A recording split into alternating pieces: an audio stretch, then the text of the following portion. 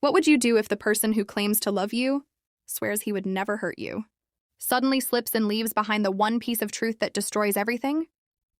This is my story. My name is Sarah. Before I begin, please like this video, subscribe, and turn on notifications. Trust me, you do not want to miss stories like this. I used to believe my husband, Daniel, was my safe space. He was the steady one, the patient one, the man who always said the right thing at the right time. People used to joke that I won the lottery marrying him. And for a long time, I believed that too. But love has a strange way of turning into fog. It looks solid from far away, but when you walk into it, your hands pass right through it. We had been married for 9 years. Comfortable, predictable, ordinary. I worked as a school counselor, and Daniel worked in finance. We were not rich, not struggling, just steady. A house in a quiet neighborhood, 2 cars, a dog we spoiled like a child. The kind of life that makes people smile and say, "You two are perfect." Maybe that is why I ignored the small warnings. Like when Daniel started working late, or when he began turning his phone upside down on the table, or when he suddenly started caring too much about cologne, shirts, and gym visits. I asked him about it once. He laughed and pulled me close, saying, "I just want to look good for you." But something in his voice sounded rehearsed, like he had practiced it in his head before saying it. One night, everything changed because of a stupid grocery receipt. Daniel had gone on a business trip just 2 nights away. He kissed me goodbye, promised he would FaceTime me from the hotel, and rushed out. I remember thinking something felt off, like he was nervous. But I let it go. You learn to swallow doubt in marriage. You learn to tell yourself you are overthinking. The day after he left, I went to look for my keys in his car because I thought maybe I dropped them there. I opened the glove compartment, hoping they slid inside. Instead, I found a folded hotel receipt. Not the hotel he claimed he was staying in. Not even the same city. A hotel downtown 15 minutes away from our house. Dated 3 days before he left. My hands went numb. The air felt thick. Something inside my chest cracked so quietly that I almost missed the sound it made. I opened the receipt slowly, like it was a crime scene report. The room was booked for 2 guests. And underneath, in sloppy handwriting, was a message. "See you soon." Same room? My heart dropped so hard I felt it in my stomach. I sat there inside the car, staring at that stupid piece of paper like it was a bomb that might explode. My mind went blank first, then angry, then terrified. Who was he meeting? Why lie? Why so close to home? Why leave the note? I felt something I had never felt before in my marriage. Danger. Real danger. Because if he could lie about this, what else could he lie about? I put the receipt in my pocket and closed the car. I did not cry, not yet. Instead, my brain switched into a different mode. Cold, sharp, observing every detail. It scared me how calm I suddenly became.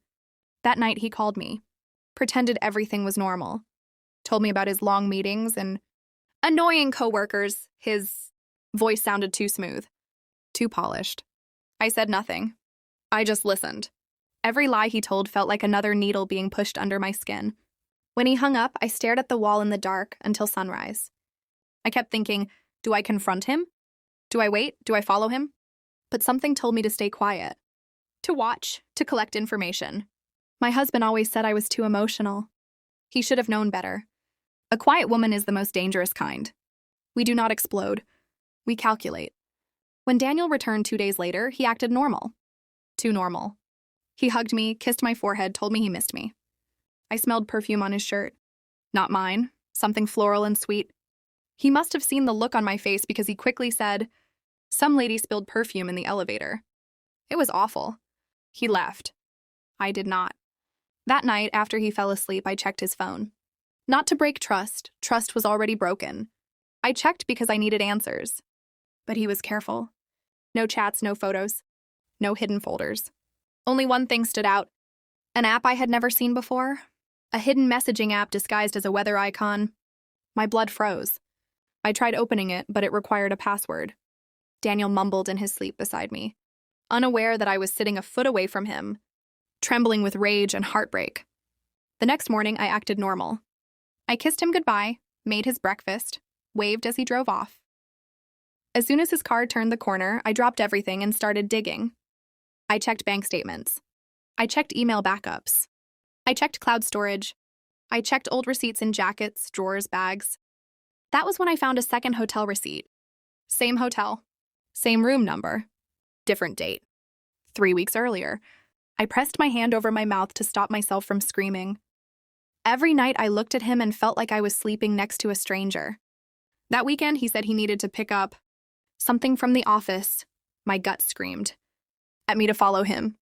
And I did. I waited 10 minutes, then grabbed my coat, took my keys, and followed his car from a distance. He did not go to the office. He drove straight to the hotel. The same hotel. The same parking spot.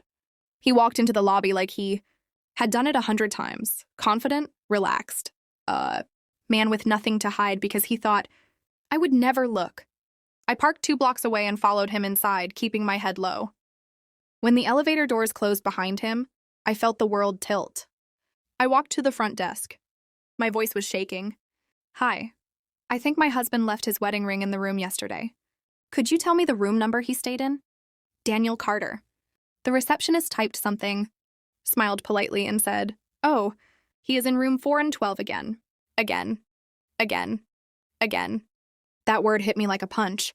I nodded, thanked her, and walked out like a ghost. My entire body felt hollow. I waited in my car across the street. My mind spun with thoughts darker than I cared to admit. At one point, I thought about storming into the room. At another, I thought about driving home and packing my bags. But neither felt right. I needed the truth first. I needed to know who she was. After an hour, the hotel doors opened. Daniel walked out. Beside him was a woman. Long hair, red coat, laughing like she did not have a care in the world. He touched her back. A gentle, familiar touch. The same way he touched me when he thought I was upset. I did not cry. I did not scream. I simply whispered to myself, "Okay, so this is who you really are." I ducked down in my seat as they got into his car. The same car he kissed me in. The same car we took on our anniversary trip. The same car where he told me he loved me. They drove away and I sat there for a long time, watching the road until the sun went down. I could not feel my fingers. I could not feel my face. Only one thing pulsed inside my chest. Revenge. Not the loud kind. The quiet kind. The kind that ruins a person slowly, the way they ruined you. But revenge is patience. Revenge is planning. Revenge is watching someone walk into a trap they think is a blessing. I started with something small. I acted kinder, sweeter, more gentle. At dinner that night, I thanked him for being a loving husband. I saw guilt flicker in his eyes. He hid it quickly, but I saw it. I said I wanted to try therapy together. He agreed immediately. Too quickly. Maybe he thought it would make him feel less like the monster he was. And you know what? I smiled. Because every monster eventually walks right into the fire. And I was more than ready to light the match. What would you do if the person who betrayed you started trusting you more than ever? Right when you were planning to destroy him? My name is Sarah, and this is part 2 of my story. Before I continue, please like this video and subscribe. It helps more than you know. For the next few weeks, I played the role of the perfect wife so well that even I almost believed myself. I woke up early, cooked him breakfast, asked about his day, hugged him more, smiled more. I even left little love notes in his laptop bag. Daniel soaked it up like a dry sponge. He thought he was safe. He thought I was clueless. But deep down he knew something was off. His eyes would study me sometimes, a little too long as if he was checking for cracks. He did not find any. He thought he was winning. He had no idea the ground under him was already breaking. Therapy was the first step. I chose a therapist who specialized in trauma and relationship betrayal. Daniel hated it silently, I could tell. In every session, I talked about feeling unseen, disconnected, worried about us. He nodded, pretended to care, pretended to reflect. The therapist would ask him how he could support me. And Daniel, my lying, cheating husband, would say things like, "I want her to feel safe. I want to be better for her." I almost laughed a few times, but I held it in. The point was not to fix us. The point was to create a paper trail, a pattern, a history of emotional neglect from him, and effort from me. I wanted documentation, because divorce courts love documentation. But divorce was not my goal, not yet. I wanted him to feel every bit of what he made me feel. I wanted him to lose something he cared about, something that hurt deeper than money or furniture or a house. And I knew exactly where to start. The woman in the red coat. I finally got her name through a trick so simple it was almost embarrassing. I told Daniel that my phone had died and I needed to borrow his to call my sister. When he handed it over, hesitating only for half a second, I dialed a random number and watched his screen light up with recent apps. And there it was. The fake weather app. The hidden messenger. I memorized the icon placement. That was all I needed. Later that night, while he showered, I used a basic guess, the year he started his job. The password opened instantly. My heart dropped. Her name was Melissa. There were messages going back months. Photos. Plans. Hotel dates. Voice notes. She called him baby. He called her my piece. Your piece. After everything I had done for him. After 9 years. After sacrifices he never even thanked me for. I forced myself to stay calm. I read every message, collecting facts the way detectives collect fingerprints. I screenshotted everything. I backed up everything. I sent it all to a hidden email address he did not know existed. Then I found something that changed everything. A message from her that said, "Did you talk to your wife yet? I cannot keep doing this. I am not a secret." His reply made my stomach twist. "I will handle it soon. You deserve better than her. You deserve a man who chooses you. Better than me. Better than the woman who supported him through layoffs, depression, failures, and every stupid dream he never finished." I sat there staring at that message until the shower turned off. I locked his phone, placed it exactly where it was, and walked out of the room before he saw my face. I did not sleep that night. I kept replaying one thought. He planned to leave me. Not for someone better. For someone easier. That was when revenge stopped being a plan and became a promise. The next morning, I told Daniel I wanted to start planning a vow renewal ceremony. His face lit up like a kid at Christmas. He hugged me so tight I almost choked. He thought he won. He thought he had me wrapped around him again. He had no idea he was walking into the biggest humiliation of his life. In the following days, I played into his fantasy. I bought a notebook labeled Our Fresh Start. I talked about venues. I showed him rings. I even pretended to look at dresses. He kept telling me how happy he was, how he felt reborn with love. I answered with a smile I had to practice in the mirror so it would not crack. At the same time, I reached out to people he never thought I would. His coworkers, his sister, even his mother. I invited them to a surprise renewal celebration. I told them Daniel had no idea and that the purpose was to show him how much I loved him. They all melted at the idea. Told me how sweet it was, how lucky he was, how strong I was. They had no idea what the real surprise was. Then I went after Melissa. I did not threaten her. I did not insult her. I did not scream. I did not accuse. I simply sent a text from a different number. "Hi, Melissa. If you want the truth, come to the Lakeside Hall on Saturday at 6 p.m. You deserve to know who you have been with." She replied instantly, "Who is this?" "I am the person who will save you years of regret." I left it at that. Saturday came faster than I expected. I did not wear a dress. I wore black. Not dramatic black, clean, simple, sharp. The kind of black a woman wears when she has already buried something in her heart. When guests started arriving, the room was full of soft music, candles, white flowers. It looked like a fairy tale. Everyone was smiling. Everyone was excited. Everyone thought this night was about love. Daniel walked in, and the look on his face, God, I will never forget it. He looked overwhelmed, grateful, emotional. He hugged people, shook hands, kissed my forehead. He whispered, "Thank you for doing this. I do not deserve you."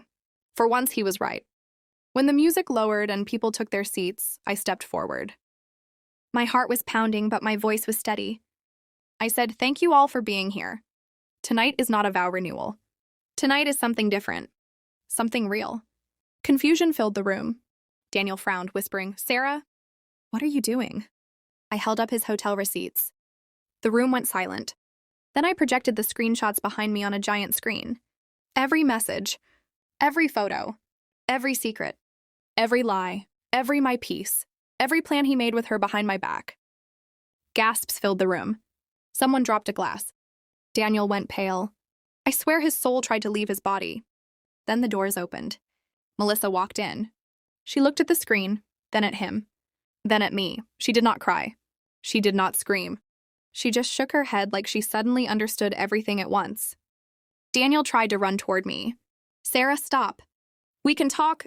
I stepped back. Do not touch me. The room felt like a courtroom. Everyone he respected sat there watching. His entire double life burned down in front of him. He whispered, "Please, please do not do this." I answered, "You already did this. I am just showing them the truth." His mother started crying. His sister stood up and said, "Daniel, how could you?" He fell to his knees. Not dramatically, just weakly, like the air left his body. He looked small, pathetic, a man exposed in the worst way possible. I walked to the center of the room, took off my wedding ring, and dropped it on the floor. The sound of the metal hitting the tiles echoed like a gunshot. Then I said the last thing I ever said to him as his wife. "You said she was better than me. I hope she is. Because you just lost the best thing you ever had." I turned around and walked out while the room erupted. Voices shouting, Melissa cursing at him, his mother sobbing, his coworkers whispering, his entire life crashing behind me like a burning building. I got into my car, closed the door, exhaled for the first time in months, and I felt something I had not felt in years. Peace, real peace, the kind no man could ever fake. Later that night, he sent me 30 messages. I did not open a single one.